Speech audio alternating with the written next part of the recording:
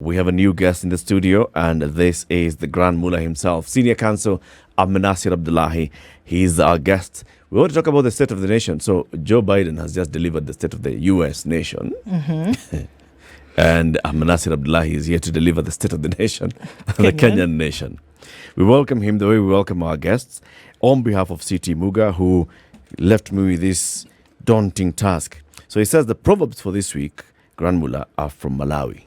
Today's proverb: the most fragrant of flowers are eaten by the green fly. The most fragrant of flowers are eaten by the green fly. Does it resonate? Looks interesting. Let's see it. Yeah, it does resonate. How are you doing? Very well, very well. How are you guys? Very well, thank you. Yes, Not doing badly at all. I can see that. We're healthy and we thank God. A lot's happening in the country. I mean, that's it. And I mean, the last time you were here, we were talking about the politics of this country, how the politics of Kenya is wired. We've gone into an election. Out of an election, we have a new government in place. We have new governors, new members of parliament, new senators, MCAs. Basically, we have a new administration in office. There's a lot that was promised by this administration, and they said that they would deliver, and Kenyans are looking and wondering, all right, are you on course to delivering? There's a lot that was promised by those who are in the minority side now in the national politics, and who are saying that we would push for these ones to be enacted. Those are questions that we ask. Also, the wheels of justice are turning. Last year, Chitembwe was suspended, and a tribunal appointed to investigate his conduct based on the allegations.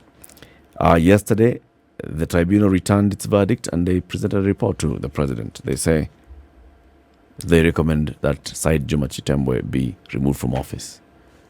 This is right down your alley first. Okay, so what say you? In relation to all those issues, or just in relation to Said Let's start with the first Chitembwe? one. The first one. Yes, Chitembwe, by the way, he was my classmate in the university. From first to third year. Then we went to the School of Law. Then he started a law firm in Mombasa. Then I think he became a judge just before the new constitution, came into effect around 2009 to 10, somewhere there. But I know Said Chitembwe, and I know I've been in the justice sector now for almost 30 years. And Said Chitembwe is like, there are worse judges than him, that, nobody's touching. There are guys who makes Chitembwe looks like a saint, because they do all kind of things.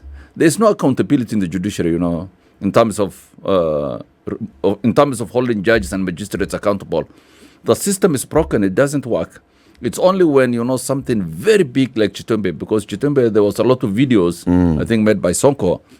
It's only when the public is outraged that the Judicial Service Commission takes action. But the justice system doesn't work. It's broken down. The JSC doesn't work. It's broken down. Complaints are not processed in time. They are not taken seriously. So Said Chitembwe is an outlier. It's one case, that... You're saying he's among the clean ones? Relatively clean. You can imagine how dirty the system is. You've been quite vocal about that. You say it all the time. I say it all the time. A mess. Nobody takes me seriously, unfortunately. But I told you, I practiced law for 30 years. I have never seen a corrupt judiciary of today than any other time in my career. I practiced in the 90s when Moi was, supreme, when he used to control courts. But those times, the courts were political, and they were, corruption was there, but now it's the norm. And I tell guys, actually, young lawyers, I say, we develop, we have developed such a thick skin that you can argue a case knowing that the judge is bribed, and you still argue it so forcefully. You need to be trained. Because you become a special kind of a human being. You know that the judge is bribed. He will rule against you, but you will do your best and pretend that it's not bribed.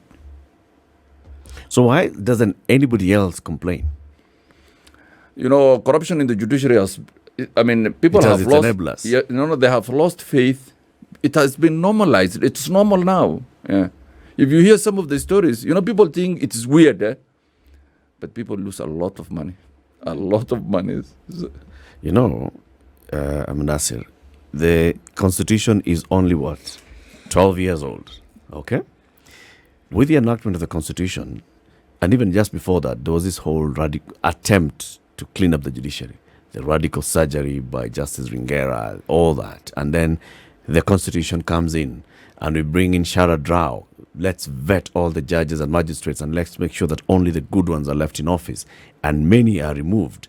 We have the Judicial Service Commission that then now looks at, we need to increase the capacity of our judiciary. You were in the first Judicial Service Commission in the Constitution. You hired many judges. And subsequent JSCs have hired many judges and looked at the conduct of other judges. Are we saying in 12 short years, we've actually come from a moment where we were hopeful of sorting out a system to actually leading it into more rot? Actually, I tell guys that no country in the world has made attempts like Kenya did in cleaning its judiciary. And no country has spectacularly failed like Kenya has failed.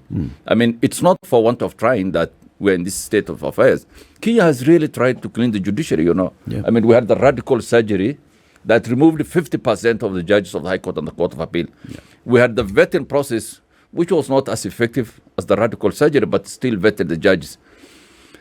But, you can't reform the judiciary in isolation of the larger body politic, The executive, people steal every day.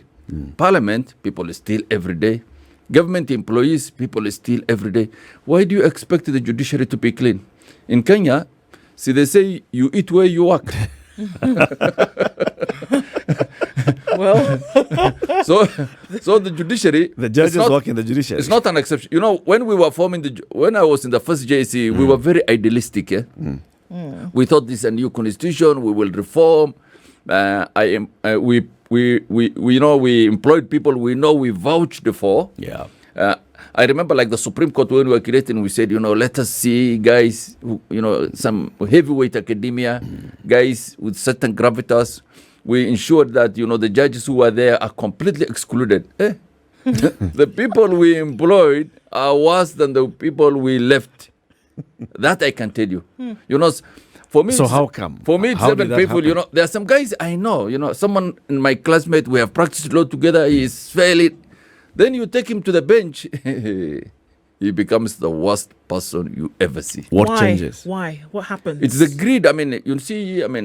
There's court cases involve a lot of money. There's a lot of things. There are billions of claims, and what is you see they get just enticed. And also to be fair, lawyers are the ones who pull the deals. They are the ones who know the judges. Some litigants, of course, know the judges. And everybody wants to, have a shortcut. But to be fair, there are many good judges, Very, very good judges. Very honest, very fair. And I always make the point, especially the Court of Appeal. If you go to the Court of Appeal, you get justice. The court now is a little bit efficient than it was last time because now there are 30 judges. They want to increase more. But it is, it depends on the individual judge. There are people when you appear before them that you will get justice according to the strength of your case. And some, that no matter how good your case is, it's a lost cause. Yes. Unless you're a higher bidder. Nowadays, So is it that the law profession then is the one that is rotten? also Because you said also it's sometimes facilitation. sometimes it helps who is in the leadership of the judiciary. For example, when Willie Mutunga was there, he was well respected. He used to talk about corruption a lot. I tell guys, when Maraga came, you will not see a single speech he made against corruption. You will find it. The last day when he was leaving farewell, he made some speech about corruption. He never talked about corruption. The current CJ is even worse, in all fair. She's clueless, to be fair. With regards to corruption? Of course. When you Have you seen her talk about corruption in the judiciary? She doesn't. Yes. She talks about children Access rights to and those type of justice. things. She talks about access to justice. What justice do you access in Kenyan courts? There's no justice. She sells a product she has no idea about. Yes. When you tell Kenyans, oh, we want access to justice, you are telling Kenyans there's a product called justice that can be delivered, that can be accessed, in the shortest time, in the nearest distance, all those kind of things. But the Chief Justice doesn't know any idea about what kind of justice the Kenyan courts dispense. And that's the tragedy. Yes. What makes you say that she doesn't have an idea? Because I have eyes and ears. I see and I hear. And I have not had anything during her tenure about fighting corruption. When we have corruption in the highest court, in the lowest court, in the middle courts, everywhere. Yes. And it's for me, this is a national crisis, but nobody talks about it. So you talk about, the corruption in the judiciary is giving an image of what the rest of the country looks like. As he said, the executive, there's a problem. Parliament, there's a problem. Why should we be surprised that there's a problem in the judiciary? So then giving us an inroad now into what's happening in the country today, where everything seems to be going wrong. People are hungry, there's drought, children, school can't afford, everything is rising in terms of cost. What would be your thought about how action then provokes this kind of situation, or inaction provokes this kind of situation? Actually, it's inaction more than action, because of course there are institutions and organs that are supposed to fight, corruption, bad governance, and brings a certain amount of accountability. Those institutions don't work in Kenya. If you look at the Kenya Anti-Corruption Commission, they have a huge mandate, they have huge resources, they don't follow. If we look at, for example, the Kibaki, the Uhuru administration, a minister, he lives in South Sea. There's nothing wrong with South Sea. I used to live there a lot. You have a good house of maybe 10, 15 million or 20 million. You are made a minister, the next time you're out of the neighborhood, you move into a palatial home either in Modaiga or Karen or Runda, and nobody asks you where you got the money. Yes. The moment, then the next time is he acquires others, he acquires properties, he does this, he invests this. That lack of accountability is what is destroying this country. Yes. I would love to see someone who is a minister, lives in South Sea, stays in South Sea during his term, and retires in South Sea. In South Sea, yes.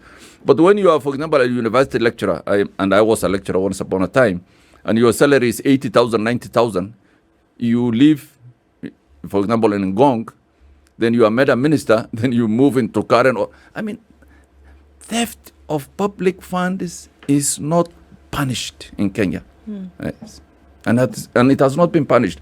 Although there are institutions who are supposed to punish that. Yeah. Yes. So what happens? With those, we've seen, for example, in the last number of months or weeks, it's the issue of all the cases that are being investigated, many of the cases that are being investigated, some being prosecuted in court, being withdrawn, or them collapsing in court. And the major reason is weaknesses in the link between the ODPP and the DCI.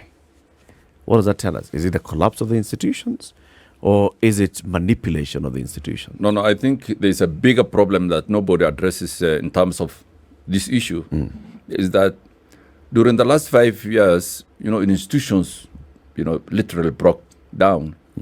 And President Uhuru was everything, in my view. He was the DPP, he was the Attorney General, he was the President, he was Parliament, he was the opposition.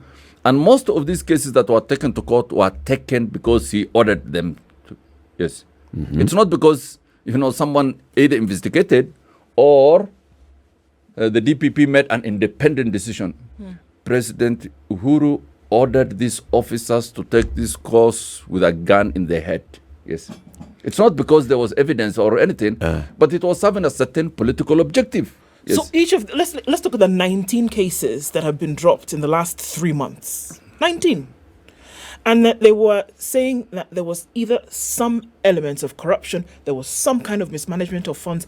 Are we saying really that these individuals, there was no stain whatsoever, there was no misappropriation, it was a witch hunt by the presidency? The previous one? More than anything, it was a witch hunt, yes. More than anything. Of course, there may be certain elements of misbehavior, but in my view, and I think I'm correct, there was no credible case that could be taken to court, but still matters were taken to court on the instructions of the former president, yes. But these offices that we're talking about are actually independent offices. But Kenya, independent. The Ethics and Anti-Corruption Commission is an independent constitutional office. I The tweeted, DCI. I tweeted about this many years ago, and there was credible evidence at that time that most of these officers who were holding this office, from the DPP, from the anti-corruption, from the CID, each of them were forced to sign a letter of resignation. At the point of appointment. No. At a certain point in their tenure, held by a certain office on the instruction of the presidents, and people were working in those independent offices with a letter of resignation somewhere. And everybody knew that. So how come nobody talked about it? Why were these officers? We talked about it. Why were the officers not resigning, actually? I mean, that's personal. I don't know why they didn't resign. But people were working on the premise that they were holding certain constitutional office, but with a letter of resignation signed, I don't know whether it was dated, but held by certain offices of state. All it needed was just to add the date. Yes. What if the numbers are traced for some reason? And that these amounts, for example, that the EACC says were misappropriated or missing, that there actually is a dent, that this money is actually missing. No, there's a lot of theft in this country. But Isn't you see. But we're saying that it's not these particular, because I'm still on that, Ahmednasir. I'm still on that. They were saying it's not these individuals, because it's baffling to me that so many cases that have been brought before the courts, there were charge sheets in some of the cases. People's names have been dragged through the court of public opinion for months on end. And then a new administration takes power, and then voila, they're dropped. But these cases most of them are against private individuals. Yes. Most of them are on tax issues and those kind of things. Yes. That is when, that's not the corruption that's killing Kenya. The corruption that's killing Kenya is someone who has a powerful office, pulling the strings, making a lot of money, stealing here, there, stealing there. If it's tax, you can always sit down on matters of tax and agree upon what you should pay. Yeah. But what's killing, for example, is that I'm a powerful minister in the office of the president. My budget I control a budget of almost 500 billion shillings. Yep. I used to live in Siyokamau. Then I start buying properties, 500 acres somewhere, 500. That is the corruption that is killing Kenya. And during the tenure of President Uhuru, not a single person, especially the last 5 years, was taken to court on the basis that, you used to live in Siyokamau. How are you living in Muthaiga now? Yes. And that's what's killing Kenya. What are we talking about here, Ahmednasir? 12 years of a new constitution, renewed hope. I was in Uhuru Park on that day in August 2010 when we were proclamating the new constitution was being promulgated. And there was this new air of a new dawn, a new country, the new flag being hoisted at Uhuru Park. And everybody's thinking now we are moving. And everybody's talking about the new hope because, one, we have sufficiently removed power and focus from one office called the presidency. We have distributed it into institutions. We have even created those institutions to be independent and safeguarded their independence. And now here we are saying that we actually didn't do it. It was just smokes and mirrors. That the president is still the one who is actually controlling all these independent offices. It's true. That's the way it is. So what happened? How could this have happened? Is it the spirit or the letter of the law? What? No. Sometimes also it depends on the individual. If you want to be a straight person, you will be a straight person. If, for example, a judge, there are many judges who decide not to take bribe. It's a personal decision. There are guys who decide they will take bribes. But there are certain institutions that should provide oversight. Yeah. Yes. It's those institutions that are failing, not because, the president is controlling or not, but the person who, for example, there's a judge, they, like other Kenyans, they buy properties everywhere. Yeah. And it's easy to tell them, how are you buying this property? How can you afford your kids to go to a private school and you pay, $1 million shillings a term, and you are a judge who earns 800, 600? So these are things that need to be investigated. There are offices that should investigate, but they are not doing their jobs. Why? I don't know. I mean, I see a conspiracy not only with those officers, but even with those that are supposed to be oversighting. And oversighting here is not just the National Assembly. Oversighting here is also other institutions. The Law Society of Kenya, right, created by statute. It represents this profession that should be speaking out. Law Society of Kenya, quiet. ISPAC, the Institution for Certified Public Accountants of Kenya, quiet. Corruption happens. It's money issues. ISPAC, quiet. So is it a collusion by all these institutions as well? Just to say, let us sit back and let's enjoy. Actually, it's not. I mean, leave alone those, quasi-private institutions like the Law Society and ISPAC. I mean, like the police. And I tweeted this actually last week. I said, any time an offense occurs anywhere in the country, it is the job of the Inspector General to look into it. Whether it is corruption, whether it is murder, whether it is petty, that is his job. Yeah. But in Kenya, the Inspector General moves into action either when petty crimes are committed or whether, a big politicians order him to do. But it is his job, for example, if he sees Ahmed is a university lecturer and he has bought a big property somewhere, it is the police to investigate. I mean, the Kenya Anti-Corruption Commission is a very powerful organ. I mean, they do nothing about this. There are other organs, like the Judicial Service Commission, all this. Okay. We have a beautiful constitution, but we have an institutional decay caused principally because of the people who hold the offices don't see their functions in proper perspective. Let's take a break. When you come back, you'll tell us you're a supporter of the Kenya Kwanza administration, whether they are actually committed on eradicating corruption or fighting corruption at all, or even just focusing on looking at corruption.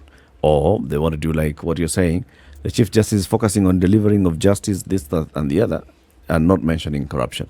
It's 9:30. The Grand Mullah Ahmednasir Abdullahi, Senior Counsel, is our guest this morning. We're talking about the state of the nation, the drought, the economy, the politics, the corruption, everything else. His opinion and his thoughts on all the things that are happening in the country. This is the Situation Room, the only way to start your day. With Ahmednasir Abdullahi, who's our guest this morning, looking at the state of the nation. Grand Mullah, what's happening in the country? We see, the president calls independent officers and commissions, and he reads a prepared speech in which he brings up the issues of Bomas. Says, people who wanted to kidnap and murder or Fula Chebukati. Of course, we see the opposition reacting, and soon after there's this whole whistleblower story, and it leads into rallies and political rallies and declarations that we do not recognize this president. He's illegitimately in office. And then the president keeps, teasing them and poking them and telling them, just go ahead and hold your rallies and talk the way you want to talk. We want a vibrant opposition. Then he switches the gears immediately and he brings in tax. And now they're all trying to catch up, and now it's a conversation about tax, and there are people who have not been paying tax, and there are people who are rich and they don't pay tax. What's at play here? Because it looks like we are watching something unfolding, but there's something happening in the background. I mean, everybody agrees, a lot of things happened in August. I mean, especially in Bomas during the last few days before the results were declared. I was there on Bomas when the result was declared, and there was a lot of chaos. There was a lot of things. But, only a judicial commission of inquiry, a proper constituted judicial commission of inquiry, can bring out what happened in Bomas, because a lot of things happened. But the bottom line was, there was a huge effort put in by the last government in collaboration with ODM to ensure that the president is not declared the winner of the result. That's the bottom line. There was a lot of effort. It didn't work for them, not because they did not try, but that is something that needs investigation. When you try to subvert the will of the people through extrajudicial process or by using force, that's treason. And a lot of people committed treason. But, that's why I come back to people not doing their job. Even before we do commission, we have an Inspector General of Police who was in the country that time and who can obviously see that I think there's an offense committed there. Yeah. I think there's another one committed there. I want to investigate on my own. But in Kenya, the Inspector General is waiting for the president to call him. And so far, I'm sure the president has not called him because he has not taken any action. But there are those kinds of things, that are always there. Okay, after that, the result was declared. I saw now Raila saying that President William Ruto is not legitimate. But that's the stock in trade of Raila, When has he ever accepted that a president has been lawfully elected? And, we look, I'm not being sarcastic, but it's history, 1997, 2007, 2013. I tell guys, and it's true, Raila, for him, every political tragedy for Raila is an opportunity. Yes. And what's the opportunity here? He's making himself relevant. He's negotiating. He wants people to talk to him. Of course, I'm sure that William will not give him any share in government or accommodate him. But I think he wants some breadcrumbs to be thrown. And breadcrumbs can always be thrown. So why is the president entertaining it? What do you do? He's not entertaining, but he's seen someone demonstrating every day. You can't ignore Raila's rallies. They are there. They are loud. There's a lot of following. Yes. Yeah. He has a lot of people who are there. There are probably people who are funding him. You can't ignore as a president when 10, 20,000 people come and say that, we want to change. Yes. But that's an opportunity. His loss was an opportunity for him. Yes. Is it, we have actually talked about it here, is this an attempt by the two political leaders to divert attention of Kenyans on the things that actually matter to Kenyans? No, actually, there's a drought in the country, all right? That's affecting more than half of the counties in Kenya, affecting millions of people who are going without food. And the conversation about whether they're actually getting the relief that they require today, Wednesday, to eat today, is not the focus. Long rains are coming. There's been conversation about supporting farmers with cheap fertilizer and cheap seeds. The conversation about whether they're actually receiving the seeds and are receiving the fertilizer is not happening. There's some fund that's being lent to people called the Hustler Fund. The source of the money, all these things are not the conversation. Are we being diverted? No, let's be fair. We have two conversations. The president, one is he was elected, has the mandate of the people, and he had his manifesto and agenda. In all fairness, he's trying his best to implement his agenda. He's addressing the drought issues. You have seen them, raising funds, distributing food all over the country. You have seen them roll the hustler. You have seen them, trying to implement the former budget and now their budget. So, they are doing the work they were elected to do. But on the other side, you can see Raila right from the day the result was declared up to now. He has exhausted the legal process. He has gone to the Supreme Court. The Supreme Court pronounced it itself and said, that this election is over. But he has now started agitation. He's the one who is deliberately, and that's his strategy. That is his stock in trade. That is his essence as a politician. To scuttle the agenda of the person who wins the elections, to disrupt it, to create a stalemate. So that is brought to the table. And I don't know whether it will be brought to the table, but ultimately, Raila's agitation seeks certain accommodation from President Ruto. For himself alone? When has he ever fought for someone else? Or even when he's coming to the table, when has he even brought a second person? 3 is a crowd for him. Yes. Just looking at some of those things that Eric had mentioned, we're saying looking across the country, there's so many things that have not happened. Regardless of what we say, okay, is the Kenya Kwanza government on track to get certain things done? The cry of the Kenyan people today is that they just cannot afford life. It's too expensive. It doesn't matter where you look, you're going to land on something that has gone through the roof.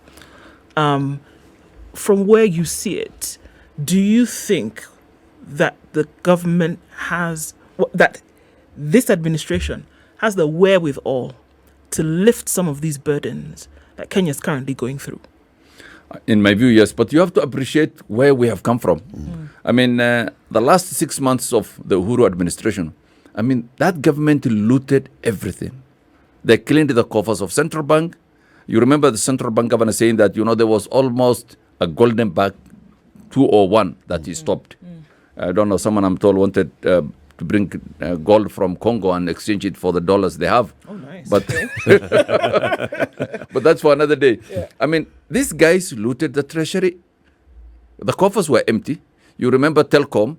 They sold it the last week for 60 million. A company that Kenya sold for $1, plus the debts, of course. Sold it, 60 million, put in an account of someone everybody knows in this country. So, I mean, the country, Uhuru left this country for the next government to fail. Yes. Do you think it was deliberate? Of course it was. I mean, so that how would he know they who paid was going Chinese to win? contractors for roads. Not from the budget, just because there was money in the treasury. Yeah. Money that was not budgeted for. And I think that's why they are saying we want to investigate certain money that was paid. So there's a lot of things that happened the last 2-3 months. And even the last 2 weeks when now, just before Ruto was sworn in. So when you come from that background, you need time. And I think if you look at the figures now, inflation is coming down, the price of food is coming down a little bit. It will take time because we were coming from a hole that was very deep. And this is what they call the state capture? Yeah. Is this what they call the state capture? Yes. State capture was just like South Africa popularized it. Private individuals or government employees using the apparatus of the state to loot the state and to make money. And that's what it was. Go ahead, Eric. Go ahead. Having known, as President Ruto today was deputy president during that administration, he would have known that some things, were not going according to, because they were part and parcel of the presidency. But then still going ahead to make a promise, knowing full well that the coffers were empty or close to empty. Should he have made the promises in the manner in which he did? No, but, we have talked about this long. Ruto was deputy president in name, was indeed a public issue, and everybody knew that even he could not get his laundry from his house, the official house in Mombasa, that Uhuru locked him out. Wasn't that known to everybody? Wasn't it known to everybody that he was not invited to cabinet meetings, excluded from government, his official cars withdrawn, his employees not paid? Let's not revise history to suit certain narrative, but Ruto was not president, in the factual sense. He was deputy president in the legal sense, and he made these promises because in his view, he could change, the way the country is run. He will change the situation in Kenya, and I think it will change. Kenya will change a lot in my view. Okay, because. We went back the last 5 years, Uhuru, because we were not running a government in the classical sense of the term.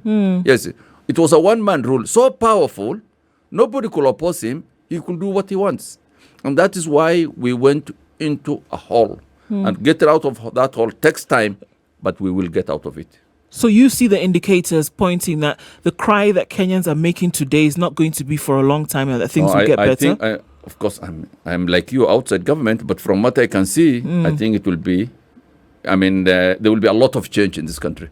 Yes.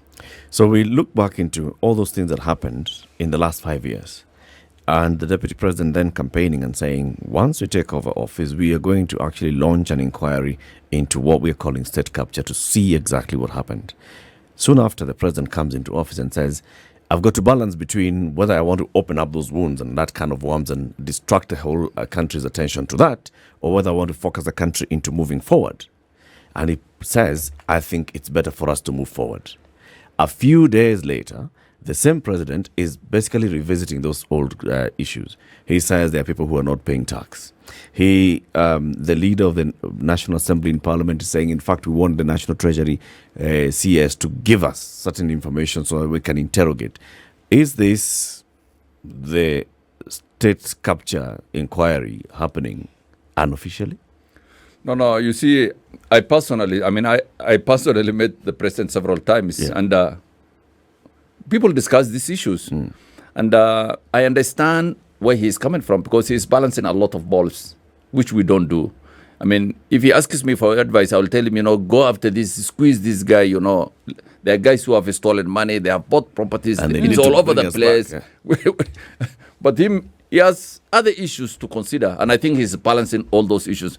But me, what I want is people to relieve that weight from the president, because there are certain offices that are charged with that responsibility.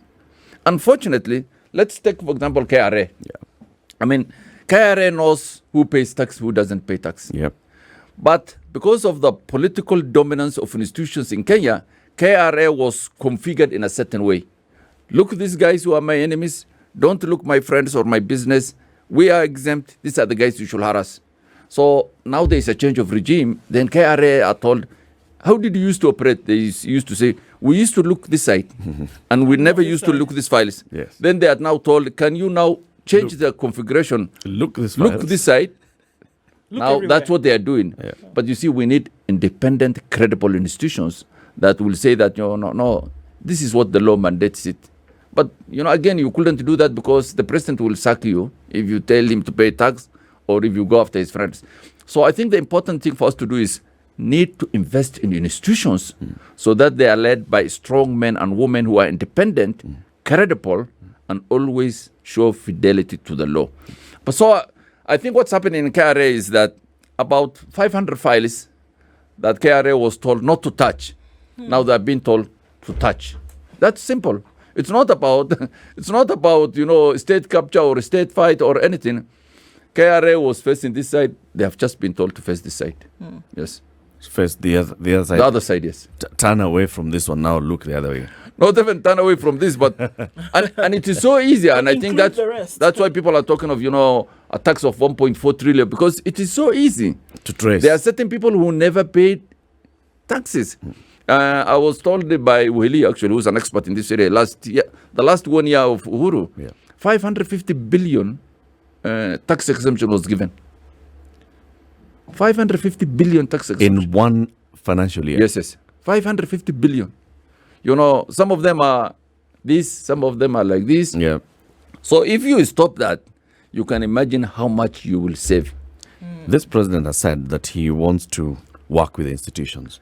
First thing that he did is, okay, let me show that I'm committed to a functioning judiciary, appoint those judges. Let me show that I'm committed to an independent policing. In fact, let's give them autonomy in how they run their budgets. Is this an indication that the president actually wants these institutions to work? I think so, because, the police, they were emasculated so much that they couldn't do their job. The police became a small department. If you look at the last 10 years, the Minister for Internal Security and his PS were basically the AG. They could order who should be arrested, who should not be arrested. That is the function of the Inspector General and the officers that work behind him. So now they've been given financial autonomy. They know the law. They know the structure of command. They should do their work. How long do you want to give them before we actually start seeing the fruits of this new autonomy, the police? So far, actually, we have not seen anything despite all this. But, it's the Inspector General to come forward and say that now this is the way I work. I am the one who will decide who should be investigated, and I'm the one who will forward the file to the DPP for this. If we have a strong police force, this country will change. Yes. I tell you that I don't see an indication of a police force that's independent of in operations. Because just the other day, the day before yesterday, the Minister for Interior was talking about police matters and security and all. And not the Inspector General of Police talking as He can strongly. talk about policy issues. That is his job. And he wasn't talking policy issues. He was talking operational issues. Yes, that's wrong. That's wrong. Because he shouldn't talk about that. The issue of operation is the mandate of the Inspector General. But again, let me tell you, the offices may be there, the law may be there. The person you put in that office determines a lot of things. And in Kenya, we have this fetish obsession to give the job to the most incompetent of us. Yes. And it happens, You will see someone who is so undeserving, holding a big office. Then when he fails, you ask yourself, this office has failed. Of course, it failed from the day he was appointed. Yes. So how long do we give all these institutions before we actually start seeing a change? That there's a difference between the Uhuru Kenyatta administration and the William Ruto administration. I mean, let's go back to the judiciary. In the judiciary, when you file a case today, of course, every year the Chief Justice releases a report that is completely false.